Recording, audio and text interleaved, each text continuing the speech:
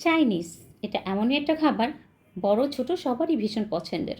আর আমার মেয়ের ওর তো কোনো কথাই নেই, 3 বেলা যদি ওকে চাইনিজ দেওয়া হয় পেট পুরে খেয়ে নেবে। আসসালামু আলাইকুম রহমতুল্লাহি ওয়া বারাকাতুহু। সবাই কেমন আছেন? আশা করি আল্লাহর রহমতে অনেক অনেক ভালো আছেন।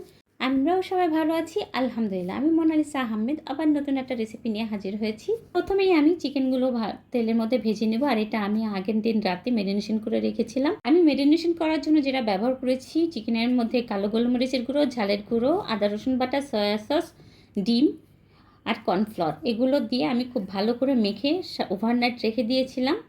আজকে বের করে আমি জাস্ট তেলের মধ্যে উল্টে পাল্টে ভেজে নিচ্ছি। এভাবে করে আমি খুব ভালো করে চিকেনগুলোকে ভেজে নিব। চিকেনটা আমি খুব ভালোভাবে ভেজে নিচ্ছি, উল্টে পাল্টে একটু ক্রিস্পি করে ভেজে নিব। এতে করে চিকেনের উপরটা ক্রিস্পি হবে আর ভিতরটা জুসি থাকবে। সময় নিয়ে একটু ভেজে নেব আমি। এক পাশটা খুব ভালোভাবে ভাজা হয়ে গেছে, আমি এবার উল্টে দিয়ে অপর পাশটাও খুব ভালো করে ভেজে নেব।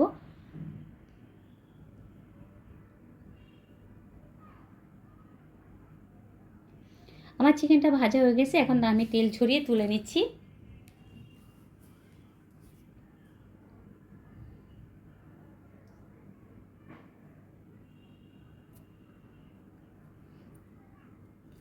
অপরদিকে চুলায় একটা প্যান বসিয়ে দিয়ে আমি এটার মধ্যে প্রথমে দিয়ে দিব তেল। আমি এটা সয়াবিন তেল দিয়ে করছি, আপনারা চাইলে বাটার দিয়েও করতে পারেন। আমি আজকে তেল দিয়েই করছি। তেলটা গরম হয়ে এলে এটার মধ্যে আমি 1 চামচ পরিমাণে রসুন কুচি দিয়ে দিয়েছি। এটা আমি ততক্ষণই ভাজবো যতক্ষণ না একটু লাইট গোল্ডেন ব্রাউন হয়ে আসে ততক্ষণ। আর চাইনিজ রান্নার জন্য চুলার আঁচটা সবসময় হাইয়ে রাখতে হয়। এই পর্যায়ে এসে দিয়ে দিব আমি কেটে রাখা ভেজিটেবল। এখানে জাস্ট আমি ক্যাপসিকাম, 3 রকমের ক্যাপসিকাম আর পেঁয়াজ এভাবে কিউব করে কেটে রেখেছি, ওটা ইউজ করেছি। আর দিয়েছি কাঁচামরিচ। কিছুক্ষণ এটাকে তেলের মধ্যে একটু সটে করে নেব। এখন দিয়ে দিলাম পরিমাণ মতো লবণ। এখানে দিলাম চিলি সস, দিলাম 2 চামচের মতো। এখন দিয়ে দেবো সয়া সস 1 চামচ। একটু নেড়েচেড়ে মিশিয়ে নেব। টমেটো সস দিয়ে দিয়েছি 2 চামচ।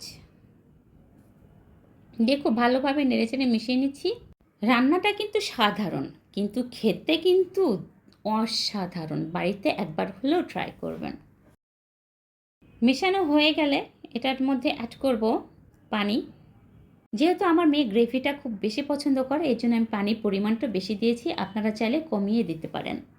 আমি 1.5 চামচ কর্নফ্লাওয়ার আমি অল্প একটু পানি দিয়ে গুলে রেখেছিলাম, এখন সেটা দিয়ে দিলাম। একটু নেড়েচেড়ে মিশিয়ে দিয়ে দেবো ভেজে রাখা চিকেন।